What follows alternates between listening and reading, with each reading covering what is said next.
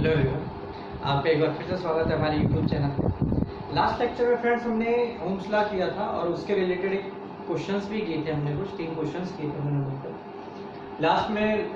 Video finish करने से पहले हमने आपको एक क्वेश्चन दिया था, a bulb of resistance 400 ohm is connected to 20 voltage main supply, calculate the magnitude of current. ये क्वेश्चन हमने फ्रेंड्स आपको प्रैक्टिस घर के लिए दिया था, होमवर्क के रूप में एक तरह से। और हमने आपसे कहा था कि इसका जो आंसर है वो आप हमें कमेंट बॉक्स पे दीजिएगा। काफी बच्चों ने इसका आंसर कमेंट बॉक्स पे दिया है, वो करेक्ट भी दिया है, तो उन सभी के लिए बहुत बहुत थैंक्स। और अब हम इसका जो सॉल्यूशन है वो आपको बताने वाले हैं कि इसका सॉल्यूशन क्या रहने वाला है। तो फ्रेंड देखिए फ्रेंड्स, सबसे पहले हम गिवन डाटा जो भी हमें दिया हुआ है उसको यूज करेंगे फ्रेंड। तो देखिए हमें क्या दे रखा है, बल्ब ऑफ रेजिस्टेंस 400 ओम। इसका मतलब हमें रेजिस्टेंस कितना दिया हुआ है फ्रेंड्स, 400 ओम दिया हुआ है। आफ्टर दैट हमें क्या दिया हुआ है, 220 वोल्टेज सप्लाई। इसका मतलब V हमें कितना दिया हुआ है, 220 वोल्टेज दिया हुआ है। निकालना क्या है फ्रेंड्स, हमें करंट निकालना है, दैट मींस I हमें निकालना है। तो बताइए इसका फॉर्मूला हम क्या यूज करेंगे। तो देखिए फ्रेंड्स, हमने ओम्स लॉ पढ़ा था, V is equal to IR and I is equal to V upon R। तो इस फॉर्मूले का हम यूज करेंगे friends, I is equal to V upon R का, that is I is equal to V upon R। और V का जो वैल्यू है that is 220 volt and R का जो वैल्यू है दैट इज 400 वोल्ट। और हमारा आंसर कितना आएगा फ्रेंड्स, अगर हम आंसर की बात करें दैट इज 0.55 एम्पियर। तो इस क्वेश्चन का जो आंसर है फ्रेंड्स, वो हमारा आंसर कितना है फ्रेंड्स, 0.55 एम्पियर। तो यही करेक्ट आंसर है फ्रेंड्स। तो ये पूरा जो क्वेश्चन हमने किया है इसका ये पूरा सॉल्यूशन है, आप इसको देख सकते हैं, नोट भी कर सकते हैं। तो चलिए आज का जो वीडियो है वो हमारा है factors on which the resistance of a conductor depend. इसके ऊपर हमारा वीडियो है। रेजिस्टिविटी जो टॉपिक है वो हम डिस्कस करेंगे इसमें, और टेम्परेचर कोफिशिएंट ऑफ रेजिस्टिविटी की भी बात करने वाले हैं। तो थोड़ा सा वीडियो लंबा होने वाला है, तो होपफुली आप इस वीडियो को आराम से देखिए और कंप्लीट वीडियो को देखिए, जिससे कि आपका जो भी डाउट है वो आराम से क्लियर हो सकते हैं। तो आइए हम स्टार्ट करते हैं अपना वीडियो और स्टार्ट करते हैं रेजिस्टिविटी से। टॉपिक स्टार्ट कर रहे हैं फ्रेंड्स हम, factors on which resistance of a conductor depends. तो फ्रेंड्स हमारा आज का जो टॉपिक है वो क्या है, factors on which resistance of a conductor depends. तो हमारा जो टॉपिक है वो ये है फ्रेंड्स कि कौन कौन से या फिर क्या क्या ऐसे फैक्टर्स हैं जिनके ऊपर जो रेजिस्टेंस है कंडक्टर का वो डिपेंड करता है। तो सबसे पहले हम बात करने वाले फ्रेंड्स, सबसे पहला जो फैक्टर आता है दैट इज लेंथ। क्या है फ्रेंड्स, लेंथ। तो इसका मतलब क्या होता है फ्रेंड्स कि जिस तरीके से अगर मान लीजिए हम लेंथ को इंक्रीज करते हैं कंडक्टर की, मान लीजिए एक तार लिया है हमने, कंडक्टर लिया है, उसकी लेंथ को हम क्या कर रहे हैं, इंक्रीज कर रहे हैं। तो फ्रेंड देखिए ये आपको अच्छी तरह से पता है, अगर हम लेंथ को इंक्रीज करेंगे तो इसका मतलब इलेक्ट्रॉन्स को फ्लो करने में उतना ही ज्यादा टाइम लगने वाला है। और जितना ज्यादा टाइम लगने वाला है इसका मतलब अगर लेंथ को हम इंक्रीज करेंगे तो उस कंडक्टर का जो रेजिस्टेंस है वो भी क्या हो जाएगा फ्रेंड्स, इंक्रीज हो जाएगा। तो इसका मतलब हम ये कह सकते हैं कि R is directly proportional to L, that is equation number first. अगर हम फर्स्ट इक्वेशन की बात करें तो लेंथ जो है, अगर हम लेंथ को इंक्रीज करेंगे तो रेजिस्टेंस भी क्या हो जाएगा फ्रेंड्स, इंक्रीज हो जाएगा। इसका मतलब ये निकल के आता है कि अगर लेंथ बढ़ाते हैं तो रेजिस्टेंस भी क्या हो जाएगा, इंक्रीज हो जाएगा। सेकंड पॉइंट की अगर हम बात करें that is area of cross section.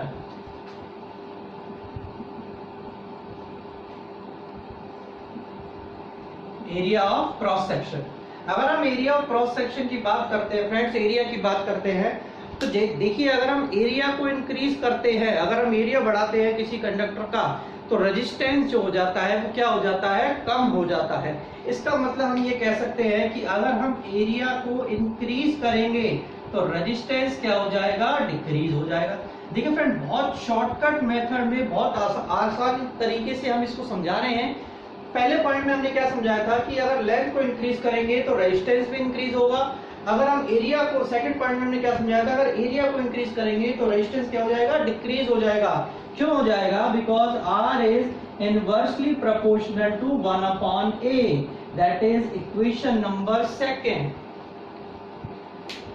देखिए एक बार इसको दोबारा से हम एक बार रिवाइज करते हैं कि मैं क्या कहने वाला हूं कि जो कंडक्टर का जो रेजिस्टेंस है वो किन फैक्टर्स के ऊपर डिपेंड करता है। तो पहला फैक्टर आता है लेंथ। अगर length R is directly proportional to L, इसका मतलब ये होता है कि अगर L इंक्रीज होगा तो R भी इंक्रीज होगा। सेकंड पॉइंट आता है एरिया ऑफ क्रॉस सेक्शन। इसका मतलब R is inversely proportional to 1/A, that means अगर एरिया इंक्रीज होता है तो रेजिस्टेंस क्या हो जाएगा, डिक्रीज हो जाएगा। अगर हम इन दोनों इक्वेशनों को क्या करते हैं फ्रेंड्स, कंबाइन करते हैं, combining equation first and second, अगर दोनों इक्वेशनों को कंबाइन किया जाए then R is directly proportional to L and inversely proportional to A, that is R is directly proportional to L upon A। तो हमारा जो रिजल्ट है वो क्या आएगा, R is proportional to L upon A। और जब प्रोपोर्शनलिटी साइन हटता है तो आपको पता है फ्रेंड्स क्या आता है, इक्वल टू आता है और कांस्टेंट आता है। तो मैं इधर लिख देता हूं R is equal to rho L upon A। तो देखिए फ्रेंड, यहाँ पे एक हमारे पास एक फैक्टर आया है, एक हमारे पास एक कांस्टेंट आया है जिसको क्या रिप्रेजेंट करता है, ये रो से रिप्रेजेंट किया जाता है। और इस रो का जो मतलब होता है वो मैं इधर लिख रहा हूं, रो इज इक्वल टू रेजिस्टिविटी।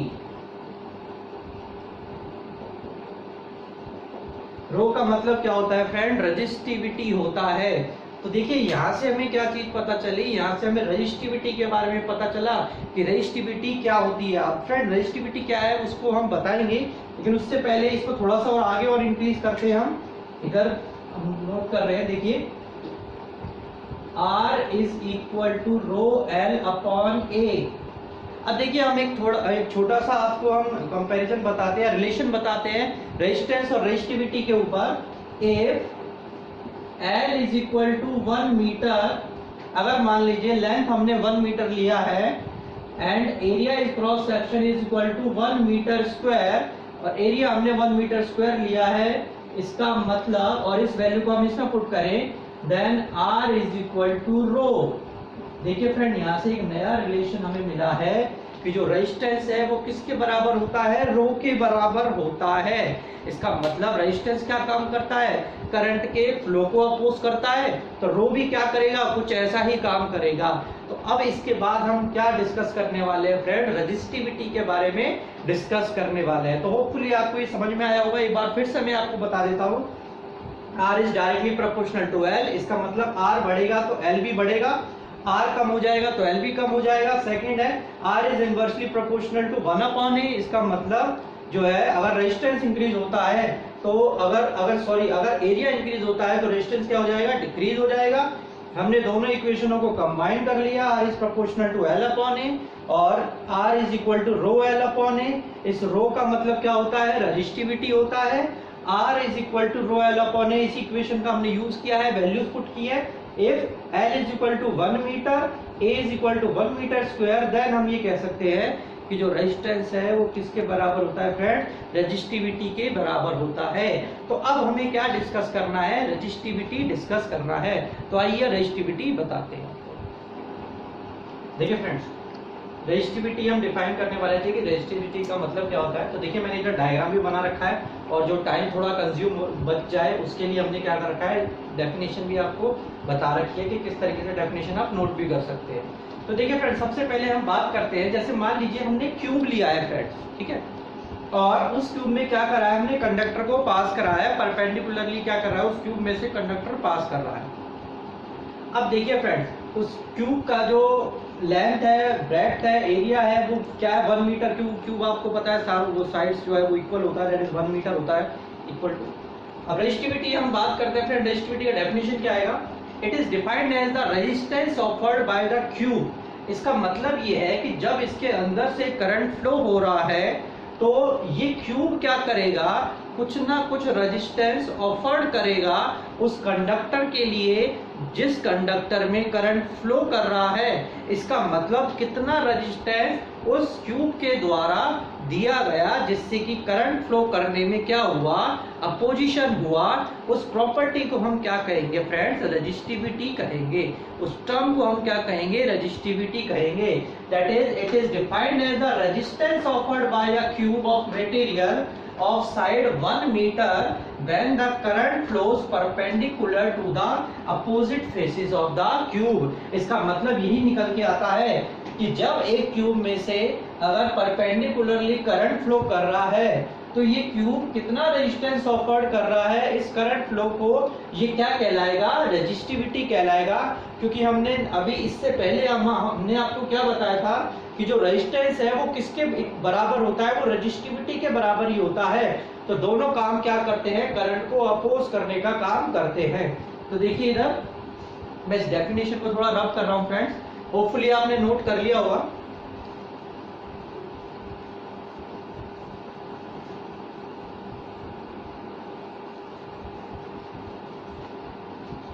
देखिए friends, R is equal to rho L upon A, ये इक्वेशन हमने यूज की थी लास्ट, जो हमने इससे पहले जो बताया था, R is equal to rho L upon A बताया था हमने, where R is equal to resistance, L is equal to length of conductor, A is equal to area of cross section and rho is equal to resistivity। तो देखिए friend, यहां से एक numeric हमारा formula बनता है जिसके ऊपर न्यूमेरिकल आएगा। तो मैं आपको अभी से बता रहा हूं, इस फॉर्मूले के ऊपर इंपॉर्टेंट न्यूमेरिकल आता है जिसको हम लेक्चर में क्या करने वाले हैं, डिस्कस करने वाले हैं आगे लेक्चरों में। तो यहाँ से फ्रेंड देखिए, R is equal to rho L upon A, अगर रेजिस्टिविटी की वैल्यू निकाली जाए that is R A upon L. तो रेजिस्टिविटी की वैल्यू क्या आएगी friends, R A upon L आ जाएगी। अगर हम यूनिट की बात करते हैं फ्रेंड्स, अगर हम यूनिट की बात करें, यूनिट ऑफ रेजिस्टिविटी, तो फ्रेंड्स यूनिट क्या आएगी रेजिस्टिविटी, क्या यूनिट निकल के आती है रेजिस्टिविटी की। इसका फटाफट जो आंसर है वो आप कमेंट बॉक्स पे डालिएगा कि what is the unit of resistivity. और फिर हम आपको भी बताने वाले हैं कि रेजिस्टिविटी की यूनिट क्या होती है। तो मैंने आपको तरीका बताया था फ्रेंड्स, देखिए रेजिस्टिविटी का R is equal to rho is equal to R A upon L.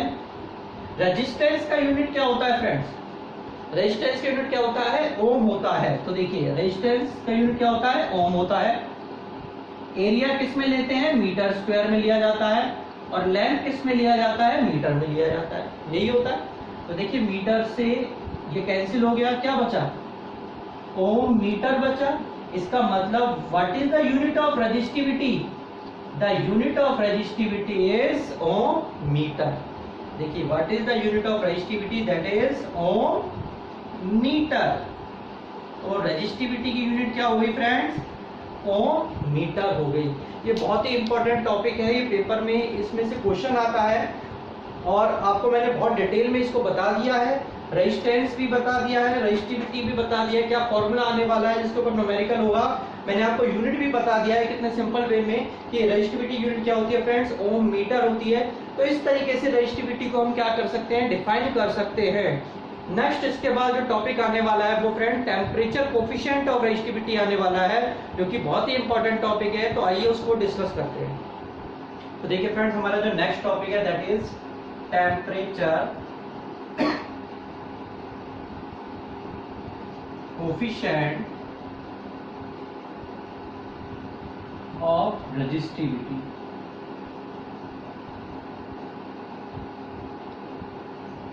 Temperature coefficient of resistivity, जिसको रिप्रेजेंट करते हैं फ्रेंड्स अल्फा से। किससे रिप्रेजेंट करते हैं फ्रेंड्स, अल्फा से रिप्रेजेंट करते हैं। अब देखिए friend, temperature coefficient of resistivity क्या होता है, एक्चुअलिटी में जो मटेरियल की जो रेजिस्टिविटी होती है वो कांस्टेंट नहीं होती है। जो भी मटेरियल हम ले रहे हैं, कंसीडर कर रहे हैं, उसकी जो रेजिस्टिविटी है वो कांस्टेंट नहीं होती है, बल्कि हम ये कह सकते हैं वो टेम्परेचर के अकॉर्डिंग क्या होती है फ्रेंड, चेंज करती है। अगर टेम्परेचर में चेंज आएगा तो रेजिस्टिविटी में भी चेंज आएगा। ये क्यों आएगा चेंज, क्योंकि आप ये जानते हैं कि जो टेम्परेचर है वो इंक्रीज करने से आपका जो रेजिस्टेंस है वायर का वो भी इंक्रीज होता है, और resistance is equivalent to resistivity. इसका मतलब रेजिस्टिविटी में भी क्या आता है, चेंज आता है। तो चीजें कांस्टेंट नहीं होती है, टेम्परेचर चेंज होने में ही चीजों में क्या आ जाता है, चेंज आ जाता है। ओम्स लॉ ने भी इसी चीज को कंसीडर किया था, अगर टेम्परेचर को फिक्स मार्क कर दिया जाए तो भैया V is proportional to I होता है, लेकिन अगर टेम्परेचर में चेंज आएगा तो V is not directly proportional to I। इसका मतलब तो V is directly proportional to I कब रहेगा, देखिए मैं क्या बता रहा हूँ, V is directly proportional to I कब रहेगा, जब टेम्परेचर जो है वो क्या रहेगा, कांस्टेंट रहेगा। तो इसका मतलब ये हुआ कि जो टेम्परेचर का जो वर्कआउट है वो स्टार्टिंग से ही है, कि ओम्स लॉ में भी टेम्परेचर का हमें जिक्र मिलता है। उसी के बाद जो ये कुछ क्वांटिटीज होती है फ्रेंड जो मैटर करती हैं चीजों पे, अगर रेजिस्टिविटी में भी टेम्परेचर का इफेक्ट है, अगर टेम्परेचर को इंक्रीज कर दिया जाए तो रेजिस्टिविटी पे भी इफेक्ट पड़ता है फ्रेंड। तो इसी चीज को हमें क्या करना है, डिस्कस करना है। तो देखिए फ्रेंड्स, अब हम बात करने वाले हैं resistivity, temperature coefficient of resistivity. अब देखिए इसमें क्या करते हैं, अगर मान लीजिए हमारे पास दो मटेरियल है जिनकी रेजिस्टिविटी है ρ1 एंड ρ2। हमने मटेरियल्स लिए जिनकी रेजिस्टिविटी क्या है फ्रेंड्स, ρ1 और ρ2 है, और उनका जो टेम्परेचर है that is T1 degree Celsius and T2 degree Celsius.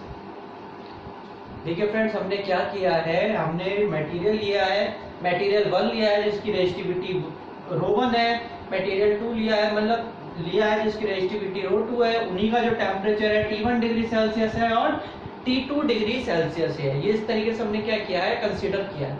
अब बात करने वाले हैं टेम्परेचर कोएफिशिएंट की। तो देखिए फ्रेंड, इसका फॉर्मूला जो होता है वो क्या होता है, मैं आपको बताता हूं।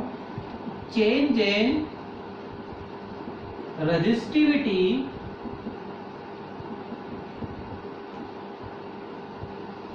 Upon original resistivity.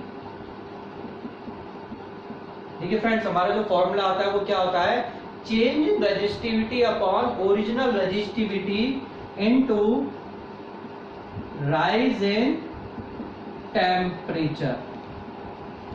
ठीक है फ्रेंड्स, ये हमारा फॉर्मूला बनता है, change in resistivity upon original resistivity into में राइज इन टेम्परेचर। अब देखिए फ्रेंड्स, मैं इधर आपको बता रहा हूं बॉक्स में, चेंज इन रेजिस्टिविटी क्या रहेगा, चेंज इन रेजिस्टिविटी क्या रहेगा, इसका मतलब रेजिस्टिविटी में चेंज, रेजिस्टिविटी क्या है, ρ1 और ρ2 है, इसका मतलब क्या हो गया, ρ2 माइनस ρ1। तो ρ2 माइनस ρ1 तो क्या आ गया फ्रेंड, रेजिस्टिविटी में चेंज आ गया। और राइज इन टेम्परेचर का मतलब क्या हुआ, rise in temperature, rise in temperature means T2 minus T1, यही बनेगा। अगर हम रेजिस्टिविटी में चेंज की बात करें तो ρ2 माइनस ρ1, और अगर टेम्परेचर में राइज की बात करें that means T2 minus T1। इन्हीं चीजों को हम वैल्यू में पुट कर देते हैं इसमें। चेंज इन रेजिस्टिविटी क्या था friends, ρ2 minus ρ1 oblique original resistivity क्या है हमारे पास, ओरिजिनल रेजिस्टिविटी है ρ1, एंड राइजिंग टेम्परेचर क्या है, T2 minus T1, that is alpha. Clear है सभी को? हमने क्या बताया, डेफिनेशन क्या बताती है कि जो अल्फा जो है टेम्परेचर कोएफिशिएंट ऑफ रेजिस्टिविटी है, उसका फॉर्मूला क्या होता है, change in resistivity upon original resistivity into rise in temperature. हम ये कह रहे हैं कि हमारे पास दो रेजिस्टिविटी है ρ1 एंड ρ2, उसी के अकॉर्डिंग, मटेरियल के अकॉर्डिंग हमारे पास टेम्परेचर है T1 degree Celsius and T2 degree Celsius. अगर हम चेंज इन रेजिस्टिविटी की बात करेंगे तो ρ2 माइनस ρ1 की बात करेंगे, अगर हम राइज इन टेम्परेचर की बात करेंगे तो T2 माइनस T1 की बात करेंगे। इन्हीं को वैल्यू पुट कर देंगे। हम क्या बता रहे हैं, alpha is equal to ρ2 minus ρ1 upon ρ1 T2 minus T1। इसको हम नाम देते हैं, इक्वेशन नंबर फर्स्ट का नाम देते हैं फ्रेंड्स। नोट कर लीजिए क्योंकि ये बहुत इंपॉर्टेंट डेरिवेशन है, ये बाद में काम भी आता है। तो देखिए इसके बाद अगर हम यहाँ से बात करें ρ2 माइनस ρ1 की वैल्यू, अगर हम ρ2 माइनस ρ1 को इधर लेके आते हैं तो क्या आएगा, अल्फा ρ1 T2 माइनस T1, यही वैल्यू आएगी फ्रेंड्स। कुछ नहीं किया है हमने जो ये ρ2 माइनस ρ1 है इसको लेफ्ट हैंड साइड लेके आए हैं, इसका क्रॉस मल्टीप्लिकेशन किया है अल्फा ρ1 T2 माइनस T1, और यहाँ से फ्रेंड्स हम क्या निकालने वाले हैं, ρ2 की वैल्यू निकालने वाले हैं, that is ρ2 is equal to, ρ2 की वैल्यू क्या निकल के आएगी फ्रेंड्स, ρ1 1 प्लस क्या वैल्यू आएगी friends, ρ2 is equal to ρ1 1 plus alpha T2 minus T1। ये हमारे पास फ्रेंड्स फाइनल वैल्यू आ जाएगी ρ2 की, सेकंड रेजिस्टिविटी है उसकी वैल्यू आ जाएगी ρ2 equal to ρ1 1 plus alpha T2 minus T1। तो ये हमारे पास किसकी वैल्यू आ जाएगी फ्रेंड्स, अल्फा ρ2 की वैल्यू आ जाएगी। अब देखिए मैं इसको रब कर रहा हूं जरा,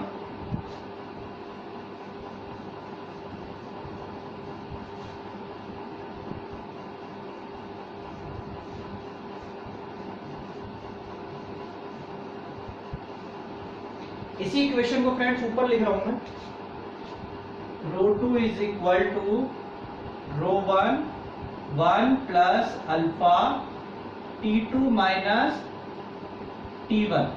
अब फ्रेंड देखिए हम ये कहते हैं कि जो रेजिस्टेंस है, रेजिस्टिविटी है, वो किसके बराबर होता है, रेजिस्टेंस के बराबर होता है। इसका मतलब जिस तरीके से ρ1 है वो R1 के बराबर हो सकता है और ρ2 जो है वो R2 के बराबर हो जाएगा।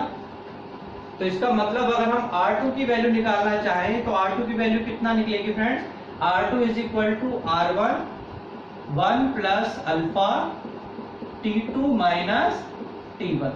तो ये फ्रेंड्स हमारे पास किसकी वैल्यू निकल जाएगी, रेजिस्टेंस की वैल्यू भी हम निकाल सकते हैं।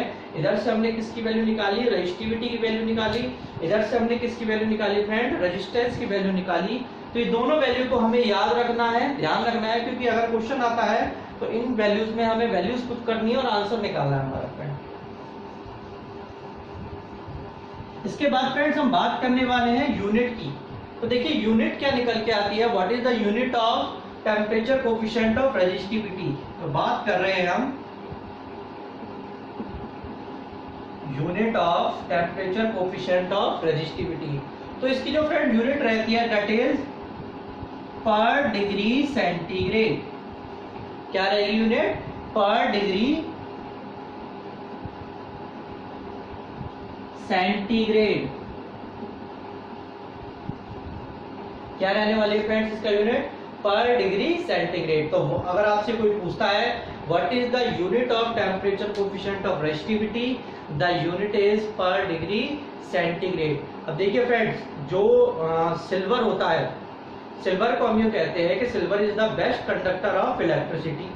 तो सिल्वर जो है बेस्ट कंडक्टर ऑफ इलेक्ट्रिसिटी है, उसके साथ साथ सिल्वर का जो रेजिस्टिविटी है वो क्या रहता है, वो कम रहता है, क्योंकि जो भी ऑब्जेक्ट है जिसका जो बेस्ट कंडक्टर होगा उसका रेजिस्टिविटी या रेजिस्टेंस हमेशा क्या रहेगा फ्रेंड्स, कम रहेगा।